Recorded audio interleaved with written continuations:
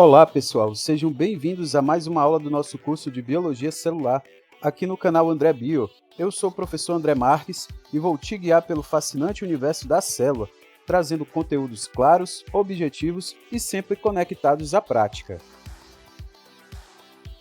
Na aula de hoje, vamos descobrir como as células se organizam internamente, entender as diferenças entre procariontes e eucariontes, conhecer as funções das principais organelas, explorar como elas surgiram e como as proteínas são transportadas até o seu destino certo. E, por fim, como ocorre a herança das organelas durante a divisão celular.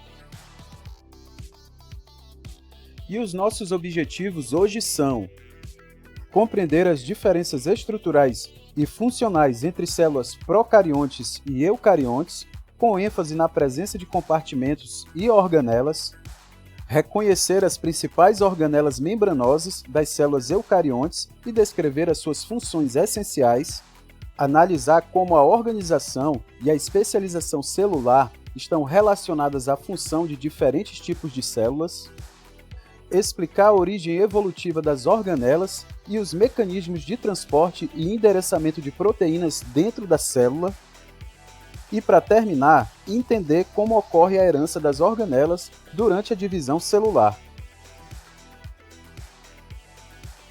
Vamos começar do básico. Toda célula precisa organizar suas funções internas se quiser sobreviver. As células procariontes, como nas bactérias, são mais simples. Elas não têm compartimentos separados por membranas, tudo ocorre em um único espaço. Já as células eucariontes, como as nossas, desenvolveram uma organização interna mais complexa, possuem organelas membranosas que funcionam como compartimentos especializados. Isso permite que diferentes reações químicas aconteçam ao mesmo tempo, mas de forma organizada e eficiente em cada compartimento. Olha só, aqui a gente tem uma comparação entre esses dois tipos de células. Do lado esquerdo está a célula procarionte. Ela é mais simples e o material genético dela fica solto numa região chamada nucleóide. Do lado direito, a gente vê uma célula eucarionte. Ela é mais complexa, tem um núcleo bem definido e várias estruturas internas, que são as organelas. Mas tem algo importante que as duas têm em comum: os ribossomos. Eles estão presentes em todos os tipos de células e são essenciais para a produção de proteínas. A diferença é que, nas procariontes, eles são menores e mais simples, e nas eucariontes, um pouco maiores e mais complexos.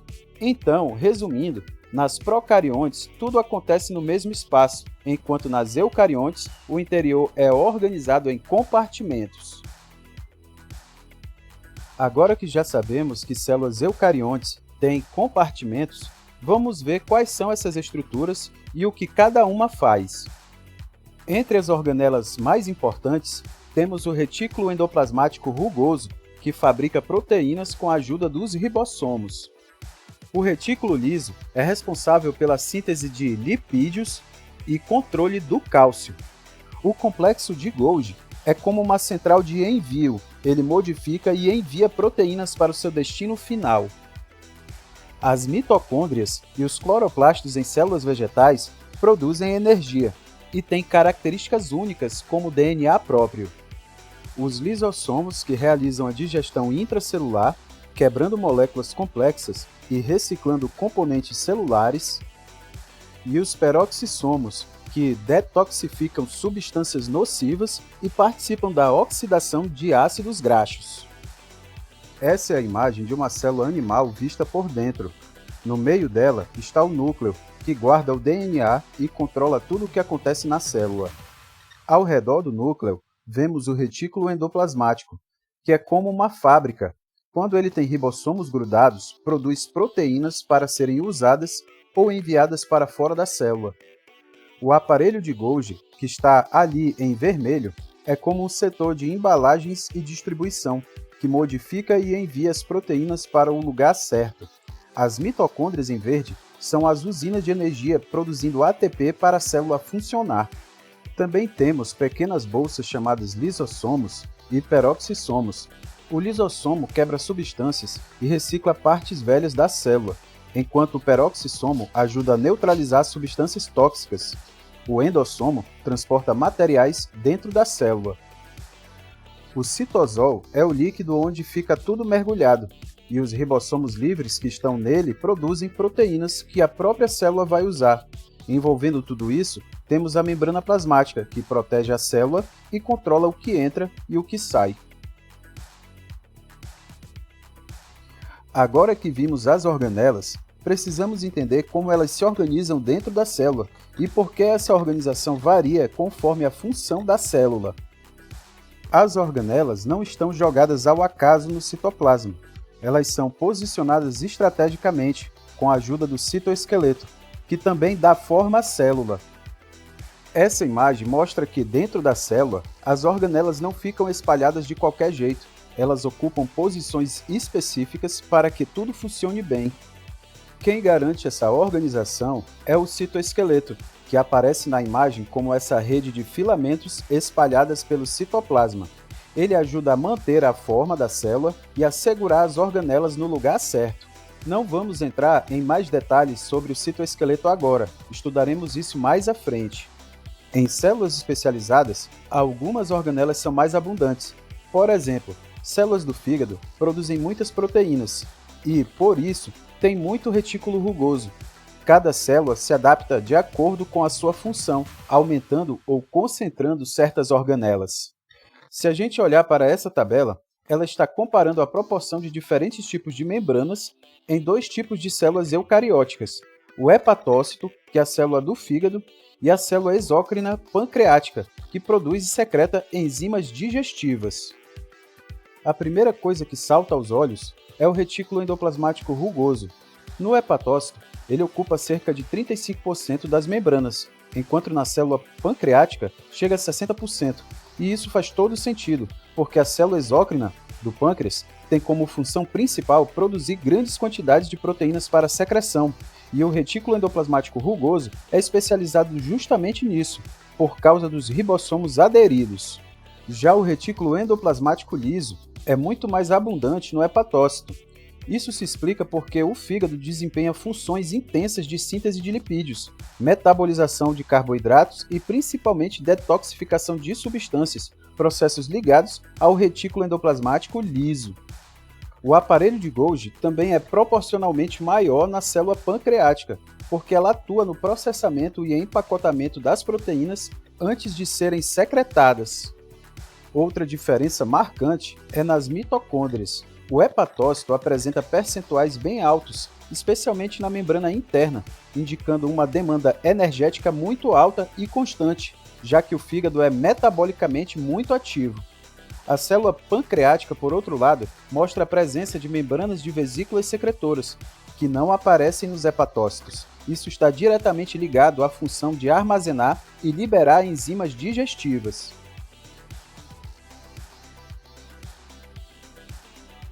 Mas como surgiram essas organelas tão diversas e organizadas? Vamos entender como elas evoluíram ao longo do tempo.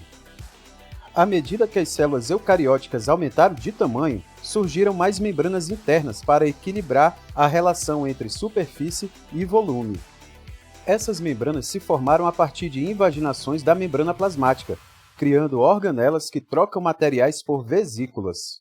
Mitocôndrias e cloroplastos têm origem diferente. Vieram de bactérias que passaram a viver em simbiose dentro da célula.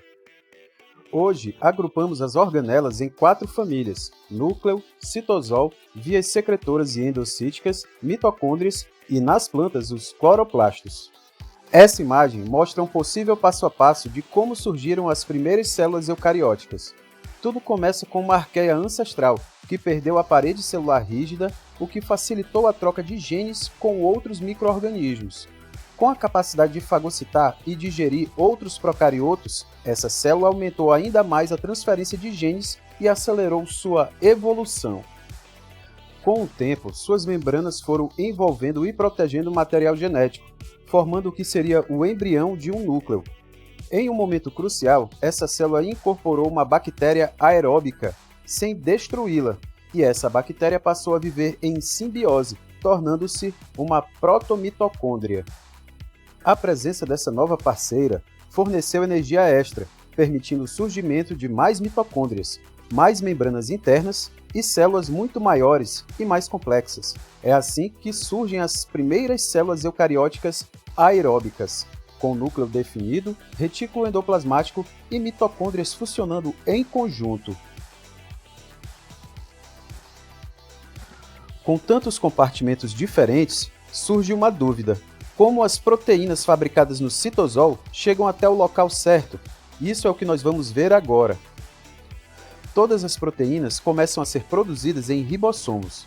A maioria está livre no citosol, mas algumas são sintetizadas dentro de mitocôndrias e cloroplastos, organelas que têm seu próprio DNA, e ribossomos, um vestígio de sua origem evolutiva. Assim como o pacote precisa de um CEP para chegar ao destino certo, as proteínas carregam sequências específicas de aminoácidos que funcionam como etiquetas. Algumas proteínas ficam no citosol, porque não têm sinal, mas outras são direcionadas para o núcleo, retículo endoplasmático ou outras organelas. Sem esses sinais, as células seriam um caos. A célula usa 3 estratégias principais para transportar proteínas entre seus compartimentos, cada uma especializada para um tipo de destino. Primeiro, temos o transporte por comportas, ou poros nucleares. É como uma alfândega celular. Proteínas e RNA passam entre o núcleo e o citosol através de poros que selecionam ativamente o que entra e sai, enquanto deixam pequenas moléculas passar livremente. Depois nós temos a translocação através de membranas.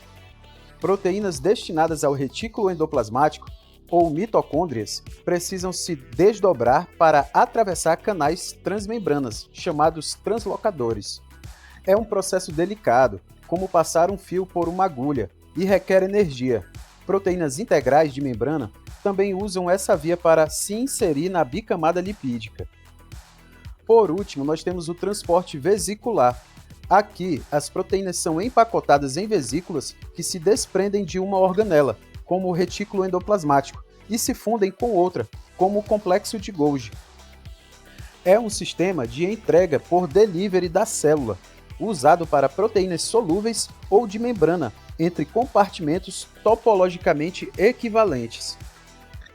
Aqui na imagem nós temos um esquema mostrando as rotas que as proteínas seguem dentro da célula. Do lado esquerdo, vemos uma célula e seus compartimentos. Como a gente já falou, as proteínas podem ser transportadas de 3 maneiras diferentes. Primeiro, transporte através de poros nucleares, acontece entre o citosol e o núcleo, usando estruturas chamadas poros. Número 2, transporte através de membranas, é quando proteínas atravessam diretamente a membrana de organelas, como mitocôndrias, cloroplastos e peroxissomos, vindas do citosol. E 3, transporte por vesículas. Aqui o material é colocado dentro de pequenas bolhas, vesículas, que se deslocam entre o retículo endoplasmático, Golgi, lisossomos, endolisossomos e membrana plasmática. Do lado direito, temos o fluxograma que mostra esses caminhos. As setas vermelhas indicam transporte por poros, as azuis mostram transporte transmembrana e as verdes indicam transporte por vesículas. Isso ajuda a entender como as proteínas e outras moléculas chegam ao lugar certo dentro e fora da célula. Mas como a célula sabe para onde enviar cada proteína? Isso depende dos chamados sinais de endereçamento. Os sinais de endereçamento são trechos de aminoácidos que funcionam como endereço postal da proteína. Geralmente ficam na parte inicial, no N-terminal, e tem entre 15 a 60 aminoácidos. Cada destino na célula tem um tipo de sinal específico. Por exemplo, para o retículo endoplasmático, o sinal é uma sequência hidrofóbica no N-terminal. Mitocôndrias recebem proteínas com um padrão alternado de aminoácidos positivos e hidrofóbicos. Já para os peroxissomos, o sinal é um conjunto de 3 aminoácidos no C-terminal. Aqui na tabela, vemos exemplos reais das sequências sinal. Na primeira coluna está o destino da proteína e na segunda, a sequência de aminoácidos que funciona como endereço. Para o núcleo, o sinal é rico em lisina e arginina. Para exportar do núcleo, aparecem padrões de metionina e leucina. Na mitocôndria, há uma alternância de aminoácidos carregados e hidrofóbicos. Nos peroxissomos é simples, serina, lisina, leucina, no final, C-terminal. No retículo endoplasmático, o início é hidrofóbico. Para voltar ao retículo endoplasmático, usa-se lisina, aspartato, glutamato, leucina no C-terminal. É a aplicação prática dos códigos que leva cada proteína a seu destino certo. Mesmo que a sequência exata de aminoácidos mude, o que realmente importa para o reconhecimento é a característica física, como a hidrofobicidade. É como se fosse mais importante a cara do sinal do que o texto escrito nele. Assim, proteínas que vão para o mesmo destino podem trocar sinais entre si e ainda assim chegam no mesmo lugar certo, porque o que vale é o padrão físico e não exatamente a ordem dos aminoácidos. Esses sinais são lidos por receptores específicos, que levam a proteína até onde ela deve estar e depois voltam para buscar outra, funcionando como entregadores que fazem várias viagens. Para encerrar, é importante pensar como as organelas se mantêm nas novas células após a divisão celular. Quando a célula se divide, não é só o DNA que precisa se duplicar. As organelas também aumentam de tamanho e depois se dividem para cada célula-filha receber a sua parte. O retículo endoplasmático, por exemplo, não consegue se formar do zero. Ele precisa de um retículo endoplasmático já existente ou de uma membrana com proteínas específicas para importar novas proteínas. A receita para construir organelas não está só no DNA. Parte dessa informação está em proteínas que já fazem parte da membrana da organela. Essas proteínas e a própria organela são passadas para as células filhas durante a divisão, garantindo a continuidade da estrutura celular. Algumas organelas não precisam ser herdadas diretamente, porque podem se formar a partir de outras, usando vesículas que brotam e se transformam.